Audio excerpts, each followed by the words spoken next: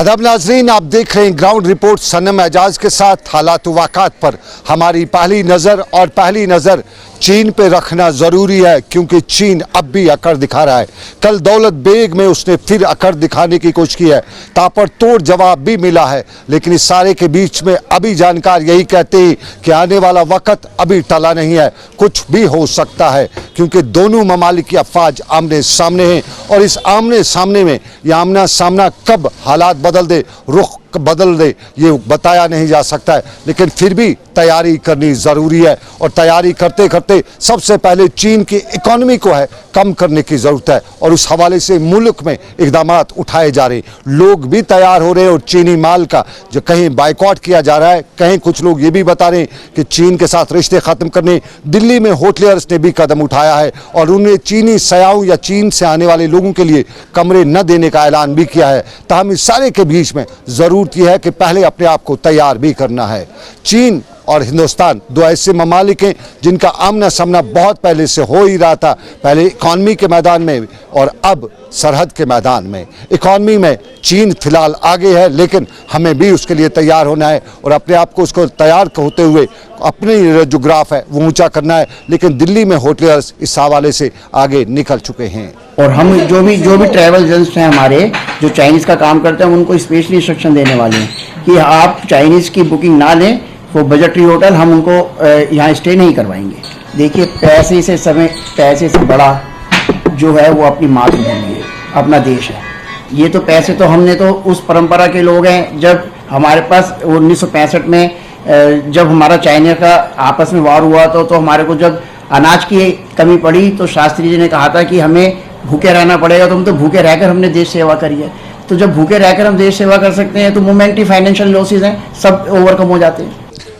ये बात चीन की, लेकिन चीन के साथ साथ हमें ये भी याद रखना पड़ेगा कि हालिया दिनों में एक सर्वे हुआ है जिसमें यह भी बताया गया है कि हिंदुस्तान के मार्केट में हर चौथी चीज़ चीन की बनाई हुई है। और इसी सारे के बीच में अगर बाइकआउट वगैरह की बात की जाती है तो फिर यहाँ की इकॉनमी या यहाँ की महंगाई कहाँ पहुँचेगी।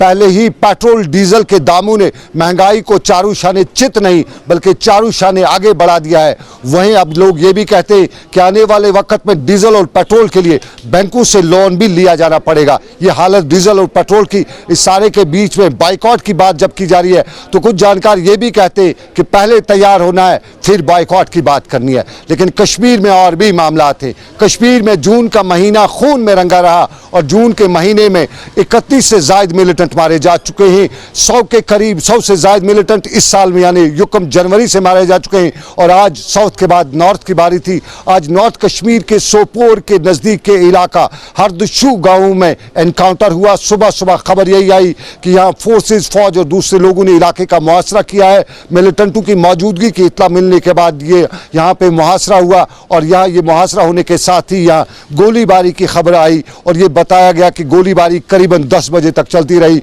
और सुबह 10 बजे जब गोलीबारी रुकी तो यहाँ 2 मिलिटेंटों के मारे जाने की खबर आई, जिनकी शनाख्त लोकल मिलिटेंटों के बतौर हुई है। और बताया जाता है कि इनमें से एक वारपोरा का और एक दूसरे नज़दीक के गांव का रहने वाला था। इस एनकाउंटर के हवाले से पहले ये खबर आई थी कि यहाँ 4 मिलिटेंट हैं, लेकिन जब एनकाउंटर ख़त्म हुआ तो वहाँ 2 मिलिटेंट थे। लेकिन इस एनकाउंटर के साथ ही इलाके में हालात कशीदा भी हुए, और इन हालात के दौरान लॉ इन्फोर्सिंग एजेंसीज़ को भी काफ़ी मशक्क़त करनी पड़ी। बड़ी तादाद में डिप्लॉयमेंट रखी गई, और शाम गए तक इतला यही थी कि एनकाउंटर तो ख़त्म हो चुका है, लेकिन आफ्टर माथ एनकाउंटर का वो बराबर इलाके में देखने को मिल रहा है। और एनकाउंटर के पहले ही इंटरनेट भी बंद किया जा चुका था। ये सोपोर के नज़दीक के इलाके की खबर जहां आज इनकाउंटर हुआ, और ये इनकाउंटर आज साउथ के बजाय नॉर्थ कश्मीर में हुआ था। लेकिन कोविड भी अपना कहर बराबर जारी रखे हुए है, और कोविड के हवाले से आपको बताते चले, एक मौत कश्मीर में आज हुई है, एक जम्मू में हुई है। आज कश्मीर में जो मौत हुई है, जिसके सरकारी ज़राया ने बताया है कि ये मौत कोविड की है, लेकिन ये मौत दरअसल 4 दिन पहले हुई है। ये श्रीनगर के महजूर नगर इलाके का एक 70 साल बुजुर्ग तब बाथरूम में गिरा था, तब उसको अस्पताल लिया गया था, तब इलाज मुआवजे के दौरान उसकी मौत हुई। लेकिन उसका टेस्ट जो तब लिया गया था उसकी रिपोर्ट आज आई है, और 4 दिन बाद आई रिपोर्ट में बताया गया कि ये कोविड की मौत है। और यूं ये भी कोविड के खाते में ही दर्ज हुआ, और कुल मिला के तादाद जो है 100 के नज़दीक जम्मू कश्मीर में पहुंच रही है। और आंकड़े जो हमारे पास आ रहे हैं, आए रोज़ ख़तरनाक आंकड़े आ रहे हैं। कल आपको बताते चलें तादाद फिर 150 के पास ही पहुंची थी और कल साउथ कश्मीर में इसका कहर खूब दिखाई देने लगा था। और उसी के बाद साउथ कश्मीर के उन गाँवों को, उन इलाकों को आज रेड जोन करार देते हुए सील भी किया गया, लॉक भी किया गया। झलक इलाके कुछ इस तरह से थी।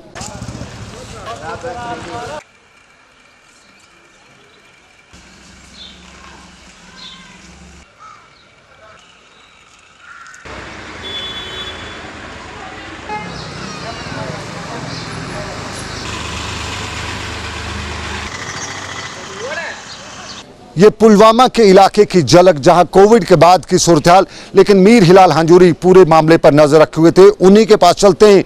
तो हिलाल, आपके पास क्या है तफसीलात, क्या कह रही है सरकार, क्या कर रहे हैं लोग, मास्क से लेकर दूसरे मामला तक क्या है जमीनी हकायक, जरा तफसील से बताइए। देखिए सनम, इसमें कोई शक नहीं कि लगातार कोविड पॉजिटिव केसेस की तादाद पूरे जम्मू कश्मीर के साथ साथ पूरे मुल्क के अंदर बढ़ रहे हैं। और पूरे मुल्क के अंदर अगर देखा जाए तो 418 डेथ्स जो है पिछले 24 घंटे के दौरान रिकॉर्ड की गई है। लेकिन इतना ही नहीं, बल्कि 16,922 केसेस एक दिन में, यानी 24 घंटे के अंदर अंदर जो है पॉजिटिव पाए गए पूरे मुल्क के अंदर। और इससे मुल्क की अभी तक की जो सूरत हाल है इसमें सबसे ज्यादा नंबर बताया जा रहा है। और इसके साथ साथ अगर पूरे मुल्क का ही जिक्र किया जाए तो 4,73,105 केसेस जो है अभी तक रिपोर्ट किए गए हैं कोविड पॉजिटिव केसेस पूरे मुल्क के अंदर। तो इस तरह से जम्मू कश्मीर भी इस हवाले से मुख्तलिफ नहीं है, क्योंकि यहाँ पर भी ऐसे अमराज या ऐसे पॉजिटिव केसेस की तादाद में कोई कमी नज़र नहीं आ रही है। हर रोज़ ट्रिपल डिजिट में हम देख रहे हैं कि इस तरह के पॉजिटिव केस आते हैं। और आज भी हमने देखा कि जो अमवात का सिलसिला है वो जारी रहा। जम्मू के पूंछ इलाके से एक शख्स की मौत वाक़ा हुई है और रीज़न जो है उसका कोविड पॉजिटिव ही बताया जा रहा है। और इसके साथ साथ अगर हम जो है श्रीनगर इलाके की बात करेंगे तो यहाँ पर भी एक डेथ हुई है महजूर नगर इलाके में। 75 ईयर्स यानी 75 साल की उम्र इस शख्स की थी।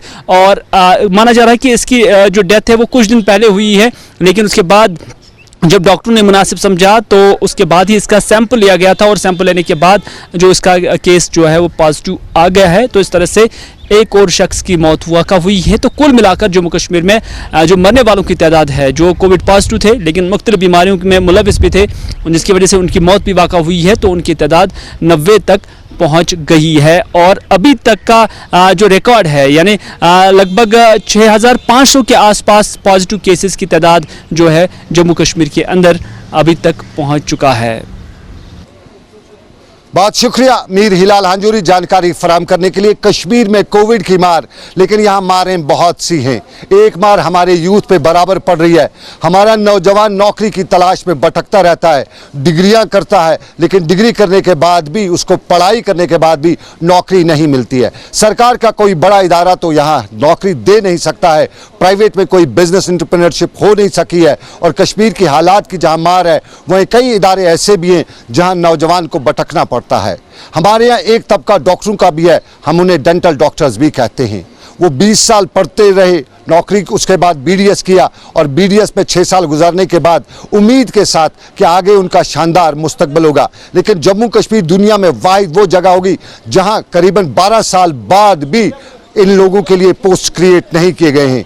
हेल्थ इंफ्रास्ट्रक्चर हमारा कितना ढीला है इसका पहले से सबको मालूम है, लेकिन उस पर सरकार की जिम्मेदारी बनती थी कि वो हेल्थ इंफ्रास्ट्रक्चर को डेवलप करे। इन लोगों को जहाँ एक तरफ से जॉब मिल सकता है, वहीं लोगों की खिदमत भी हो सकती है। लेकिन 12 सालों तक किसी भी महकमे में या वहाँ पे पोस्ट का अनाउंसमेंट ना करना, पोस्ट का क्रिएट ना करना, यहाँ के इंफ्रास्ट्रक्चर पर, यहाँ की कारकर्दगी पर खुद सवाल खड़ता है।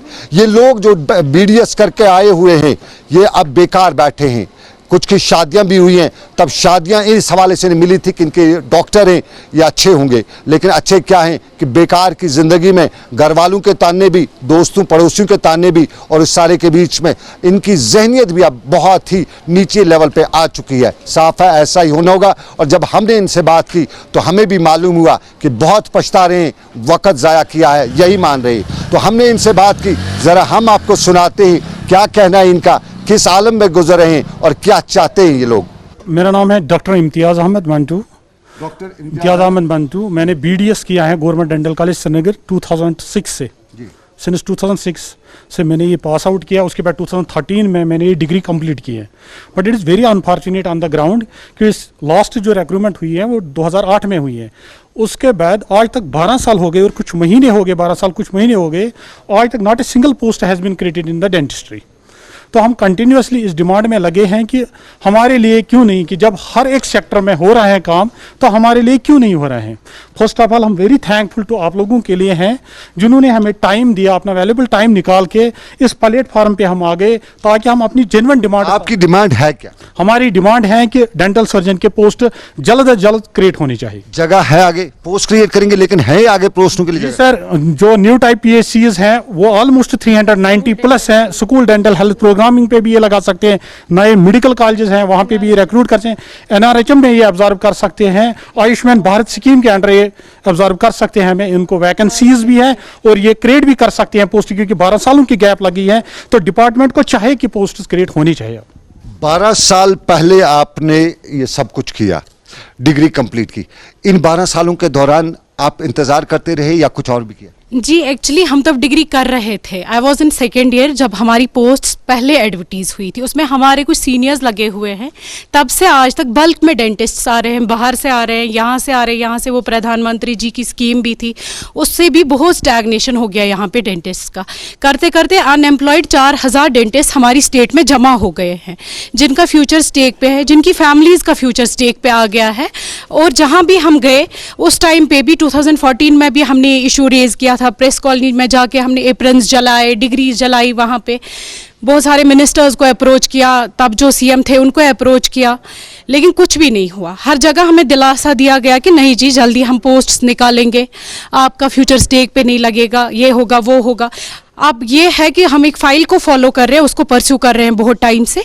कभी वो हेल्थ से फाइनेंस डिपार्टमेंट जा रही है, कभी फाइनेंस डिपार्टमेंट से हेल्थ डिपार्टमेंट जा रही है। उसमें भी सुनने में आया है कि कुछ 500-550 पोस्ट है, जबकि पूलिंग हुई है 4000 लोगों की। हम चाहते हैं कि हमारी जो एब्जॉर्प्शन हो, हमारे कलीग्स की, हमारी, हम सब की एब्जॉर्प्शन हो जाए। हाँ, ये पॉसिबल नहीं है कि वन गो में 4000 लोगों को गवर्नमेंट एब्जॉर्ब करे, लेकिन उसके लिए इनकी जैसे पॉलिसीज़ बाकी सेक्टर्स के लिए है, बाकी डॉक्टर्स के लिए है, मेडिकल ऑफिसर्स लगते हैं, सब एक स्पेशलिस्ट नहीं लगते हैं। कोई मेडिकल ऑफिसर लगता है, कोई कहीं पे कंसल्टेंट लगता है, कोई कहीं पे लेक्चरर लगता है, या कोई किसी स्पेशलिटी में दूसरी जगह पे जाता है। वैसे प्लीज़ उसी बेसिस पे हमें भी एब्जॉर्ब किया जाए, जैसे कि NRHM है, NUHM है, RBSKY है। बता रहे हैं आप लोगों का कोई यूनियन वगैरह होगी जो गए होंगे अथॉरिटीज में, उन्हें ये बताया? जी, हमारा डेंटल सर्जन एसोसिएशन JK है जो कि बहुत टाइम से इसको फॉलो कर रहा है, लेकिन हर जगह से धक्के मार के हमें वापस निकाल दिया जाता है। कोई बोलता है कि इसमें फाइनेंशियल इशू है, एक डेंटिस्ट को लगाने के लिए जी पहले हमें 15 लाख रुपए खर्च करने पड़ते हैं। आप मुझे बोलिए फिर डेंटल कॉलेज खोला क्यों है जब आपको डेंटल डॉक्टर्स की ज़रूरत नहीं है, वेटरनेरियन की ज़रूरत। मैं उनको क्रिटिसाइज नहीं कर रही हूँ, ज़रूरत है, हाँ वेटरनेरियन की ज़रूरत है, लेकिन लोगों को ओरल हेल्थ की ज़रूरत नहीं, इंसानों को ओरल हेल्थ की ज़रूरत नहीं है। उससे 1000 बीमारियां और खड़ा हो जाती हैं, 1000 तकलीफ़ें और पैदा। कोविड में तो आपकी सबसे ज़्यादा ज़रूरत है। कोविड में सबसे ज़्यादा ज़रूरत है, जो ये ओरोफेरिंजल स्वाब्स लेने के लिए, नेजल स्वाब्स लेने के लिए एक डेंटिस्ट की ज़रूरत है। बट हर जगह डेंटिस्ट को डिनाई किया जाता है, जॉब तो 100% डिनाई की गई है। अब आपकी शादी भी शायद लगता हुई है? जी, हम सब हम यहाँ पे जितनी भी फीमेल डेंटिस्ट हैं हम सारी मैरिड हैं। और कपल्स भी कुछ डेंटिस्ट हैं जिनके हस्बैंड्स भी डेंटल डॉक्टर्स हैं, वाइफ्स भी डेंटल डॉक्टर्स हैं, बच्चे भी हैं। आप उनके बारे में सोचे, गवर्नमेंट उनके बारे में सोचे कुछ के। आपके इन-लॉज की तरफ से आप पे प्रेशर तो नहीं है? क्योंकि तब उन्होंने कहा था कि हम डॉक्टर, हमारी बहू होगी, आज डॉक्टर नहीं है। देखिए, किस्मत से वो लोग अच्छे हैं, बट एक प्रेशर हमेशा बना रहता है, हर किसी बंदे पे अपना एक मेंटल प्रेशर बना रहता है। ये है ऑब्वियसली, डॉक्टर बेटे के लिए डॉक्टर बहू ली है तो वो डॉक्टर होनी चाहिए, ये ऑब्वियस है, ये वेरी ऑब्वियस, क्वाइट ऑब्वियस है। शुक्र अल्लाह का, फॉर्चुनेटली मेरे घर वाले वैसे नहीं हैं, बट एक मेंटल सबका एक ही ये नहीं हो सकता है, हर घर डिफरेंट होता है। हर जगह फाइनेंशियल प्रेशर्स बने रहते हैं, हर जगह, मतलब हर बार हम हाथ फैला के बड़ों के सामने नहीं जा सकते। हम खुद बहुत बड़े हो चुके हैं, हम कमाने की एज में हैं, हम मांगने की एज में नहीं रहे हैं। ये एक और लड़की है, सरदारनी जी। मैडम, ये मुझे बताइए, आप इस सारे माहौल में किस तरह से जी पा रही हैं? सर बहुत स्ट्रेसफुल है, फाइनेंशियल स्ट्रेस है, सोशल स्टिग्मा है हमारे पास। हम हैं लेडीज सर, औरतें, हम बोलते हैं बेटी पढ़ाओ बेटी बचाओ, हम करते हैं बात वुमेन एम्पावरमेंट की। कहाँ है सर वुमेन एम्पावरमेंट? हम लड़कियों को यहाँ बुलाते हैं, डिग्रीज करवाते हैं, माँ बाप अपने 16-17 लाख लगाते हैं, शादी करते हैं और घर में बैठ जाते हैं। सर वो क्या है? ऐसे वुमेन एम्पावरमेंट नहीं होती सर। वुमेन एम्पावरमेंट का गिव विंग्स टू फ्लाई। हमारे पास तो विंग्स ही नहीं है, हम फ्लाई कैसे करेंगे? ना हमारे पास फाइनेंशियल सपोर्ट है, ना हमारे पास सर सोशल सपोर्ट है। इसलिए हम इल्तिजा करते हैं गवर्नमेंट से, प्लीज़ हमें जॉब्स दीजिए। NRHM है, न्यू PHCs हैं, हमारी जॉब्स प्लीज़ रिक्रूट कीजिए। ये रोजगार देने की बात नौजवानों को के साथ कुछ लोग कहते हैं मजाक की बात, लेकिन इसी मजाक में हमारे साथ इस वक्त हरबख्श सिंह है। हरबख्श सिंह हैं तो पॉलिटिशियन, लेकिन असल में ये खुद भी डेंटिस्ट है, डॉक्टरी कर चुके हैं, BUM BDS कर चुके हैं। इससे ही हम जानेंगे कि आखिर ये क्या मामला है। हरबख्श, चलिए, हमने बात उनकी लोगों की सुनी, आप भी ये सुने होंगे बहुत बार, आपको पता होगा। आप सरकार में रहे, PDP की तो सरकार थी, आपने क्या किया? सबसे पहले मैं शुक्रिया करता हूँ आप लोगों का कि आप लोगों ने ये मुद्दा उठाया। तो ये सरकारों की बात नहीं है। जिस वक्त मैं भी डेंटल कॉलेज का स्टूडेंट था कि आपको पहले ये बोल चुके हैं कि 2008 से ही ये सिस्टम चल रहा है। तो बड़ी जदोजहद हुई, बड़ी चीज़ें हुई, आज तक ये समझ नहीं आया कि इतनी सारी चीज़ें जो क्रिएट, इवन कि जिस वक्त नए कॉलेज भी वजूद में आया, जम्मू में एक प्राइवेट डेंटल कॉलेज वजूद में आया, डेंटल कॉलेज श्रीनगर की सीटें बढ़ी, डेंटल कॉलेज जम्मू की सीटें बढ़ी, MDS की सीटें बढ़ी, तो वक्तन फ़क्तन ये बातें आई कि भाई इवन कि ये तो आज की बात नहीं है, जब ताज मुहिद्दीन साहब हेल्थ मिनिस्टर थे तो उन दिनों से फाइल पे काम चल रहा है। तो हर बार यही होता है कि सारी चीज़ें होके फिर फाइनेंस को जाती हैं, तो फाइनेंस फाइनली बोलते हैं हमारे पास पैसे नहीं है। और जब हम कहते हैं बाकी चीज़ें, तो कहते हैं देखो जी MBBS वाला डॉक्टर लगाना है, उसको तो एक टेबल चाहिए, वो स्टेथोस्कोप और BP अपरेट्स अपना घर से लाता है। तो सबसे अनफॉर्चुनेट बात है, जब हम एक मेडिकल सिस्टम की बात करते हैं तो मेडिकल सिस्टम में हर चीज़ आती है।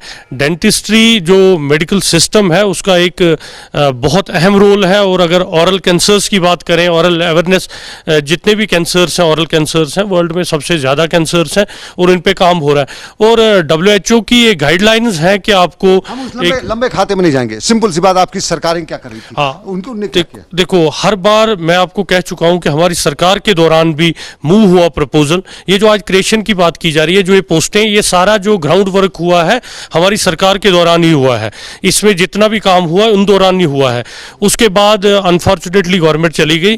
तो ये जो आज 532 या 500 या 700 पोस्टों की बात की जा रही है, इसमें सबसे बड़ा एक फैक्ट है कि अगर 4000 डेंटल सर्जन बैठा है तो 500 पोस्टें क्रिएट भी होती हैं, तो 4000 को कूप अप नहीं कर सकते। और इस साल में कोई 1000 एक डेंटल सर्जन और आ जाएगा, क्योंकि PM स्कॉलरशिप स्कीम में जो हज़ारों लोगों ने किया, प्राइवेट कर रहे हैं। और ख़ासकर हमारे जम्मू कश्मीर में 200 डेंटल सर्जन हर साल नए इनका फ्यूचर क्या, इनका फ्यूचर क्या है?